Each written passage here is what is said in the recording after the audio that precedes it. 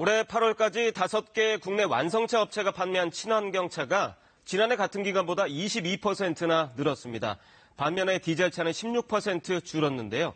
친환경차가 서서히 자리를 굳혀가고 있는 거죠. 친환경차 인기 비결과 전망, 김필수 대림대 자동차 교수와 지금부터 자세히 얘기 나눠보겠습니다. 어서 오십시오, 교수님. 네, 안녕하세요. 사실 하이브리드도 친환경차로 분류가 되잖아요. 네. 그런데 또 엔진은 갖고 있단 말이죠. 예. 친환경차, 어디까지를 친환경차로 봐야 될까요? 일반적으로 친환경차 3총사 하면 말씀하신 하이브리드 자동차, 전기차, 수소 연료전지차, 그래서 친환경차 3총사라고 얘기를 합니다. 네. 근데 말씀하신 대로 엔진이 지금 붙어 있다 보니까 일반 하이브리드 자동차는 일반 내연기관차에 포함을 시키고요. 네. 또 하이브리드 차와 전기차의 중간 모델인 플러그인 하이브리드 자동차가 있습니다. 네. 이거는 또 전기차로 포함을 시키는 경우도 많아서 네. 요 사이는 완전한 무공해 자동차인 전기차와 또 수소 연료전지차를 주로 집중적으로 친환경차 쪽이다 이렇게 얘기를 많이 하고 있습니다. 네. 그런데 요즘에 아무래도 트렌드가 이 친환경차 쪽으로 미래 자동차 쪽으로 가다 보니까 네. 내연기관차를 최초로 만든 벤츠조차도 20년 후에 우리 순수 내연기관차 만들지 않겠다 이렇게 발표를 했단 말이죠. 네. 과연 20, 30년 후면 내연기관차가 완전히 사라질 수 있을까요? 아마 석유 자원이 존재하는 한 내연기관차는 존재할 것으로 예상을 하고 있습니다. 네. 그러나 분명한 것은 친환경차로 가고 있다는 게 확실한 부분이고요. 네.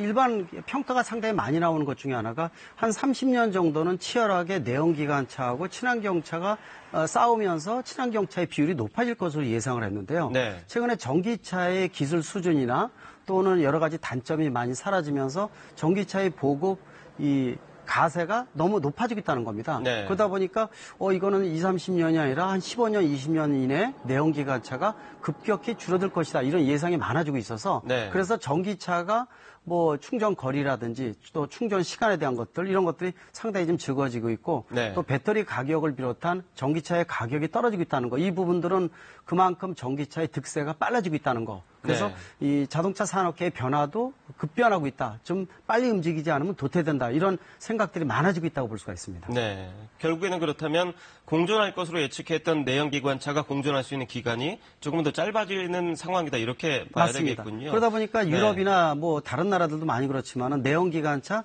종식 선언을 많이 하고 있습니다. 네. 2020년, 2025년 또 2030년 같은 데는 프랑스나 영국도 이미 발표를 했거든요. 네. 근데 그걸 과연 발표해서 줬느냐라는 얘기는 또 내연기관차를 좀 더 길게 판매되면서 산업 구조를 좀 능동적으로 대처할 수 있는 시간이 필요하기 때문에 네. 굳이 발표할 필요가 없다. 이런 얘기도 많은 목소리가 높아지고 있다고 볼 수가 있습니다. 어떻게 보면 좀 당연하게 됐다 이렇게 네. 이해가 되는데요. 예. 말씀하신 대로 하이브리드는 중간 단계라고 말씀을 하셨고 나머지 대표적인 친환경차 두 가지가 전기차하고 수소차 이렇게 볼 수 있지 맞습니다. 않겠습니까?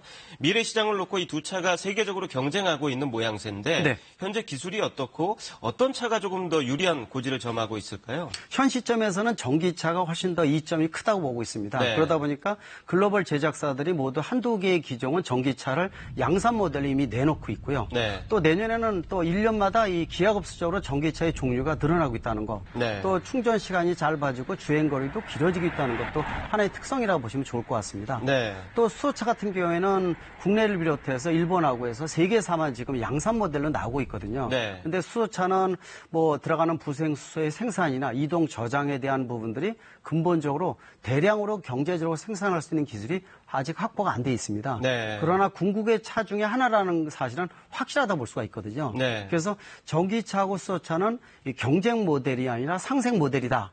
역할을 분명히 틀리게 하고 지금도 보면은 내연기관차와 가솔린과 디젤차가 상존하는 것과 마찬가지로 네. 도심지 중단거리용은 전기차, 네. 또 장거리용이면서 버스 같은 대형차 같은 경우에는 수소차가 훨씬 더 유리하다고 볼 수가 있고요. 네. 또 부품의 공유율도 약 70%가 공유를 하고 있기 때문에 전기차, 수소차는 아마 상존할 것이다. 이런 네. 얘기가 전문가들 사이에 얘기가 많다고 볼 수가 있습니다.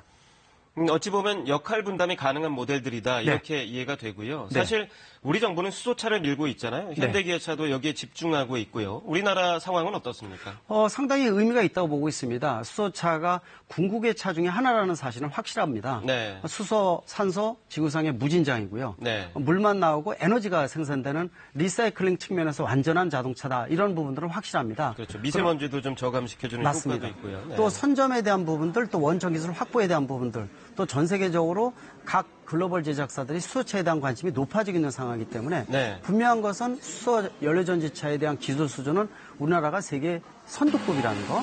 그러나 충전소에 대한 부분들은 좀 더 원천 기술이 약하기 때문에 좀 더 노력을 해야 된다는 거. 네. 그래서 어느 정도 보급하고 활성화시키는 것은 상당히 중요한 시점이 아닌가 이렇게 보고 있습니다. 네.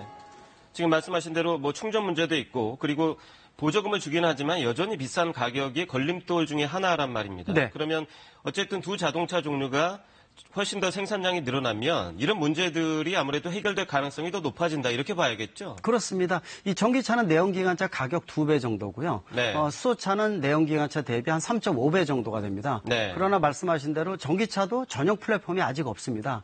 아마 내년도에도 국내 메이커에서 발표할 것으로 보고 있는데 네. 10만 대, 20만 대 생산하면 가격 떨어지고요. 네. 또 전기차의 40%를 차지하는 배터리 가격도 지금 기아업소로 많이 떨어지고 있기 때문에 네. 대량으로 공급되면 가격에 대한 경쟁력 또 단점이 많이 사라질 것으로 보고 있어서 네. 수소차도 마찬가지로 보고 있습니다. 그래서 좀 더 전기차와 수소차의 보급이 활성화될 것이고 그거를 노려서 이제 보조금이라든지 각종 인센티브 정책을 확대하는 이유도 바로 거기에 있다고 볼 수가 있습니다. 지금 혜택들이 많기 때문에 네. 이 고민하는 분들이 좀 있을 것 같아요. 친환경차를 할 것인가, 기존 차를 살 것인가. 지금 사는 게 좋을까요? 아니면 좀 기다리는 게 나을까요? 고민을 하셔야 됩니다. 전기차의 보조금이 최대 국내 1,900만 원이거든요. 네. 근데 전기차의 대수는 종류는 지금 적습니다. 네. 근데 내년에는 한 4, 500만 원 줄지만은 전기차가 완성도가 좋아지고 종류도 늘어납니다. 네. 폐기는 소비자의 몫이거든요. 확실한 것은 이 1가구 2차량, 세컨드카의 경우에는 전기차도 아주 괜찮습니다. 네. 수차도 많이 보급이 되기 시작을 했습니다. 그러나 퍼스트카로서는 얼리 어댑터적인 성격이 좀 필요하거든요. 네. 그래서 안정된 부분들은 도리어 가솔린 하이브리드 자동차를 구입하는 분들이 많아요. 네. 왜냐하면 기술의 완성도도 좋고 중고 가격도 유지가 그렇죠. 되고요. 뭐 여러 가지 장점이 있기 때문에 그래서 그런 부분들을 보시면서 택일하시는 요령도 중요하지 않나 이렇게 보고 있습니다. 네. 앞으로가 더 궁금해지는군요. 네. 오늘 설명 잘 들었습니다. 네, 고맙습니다.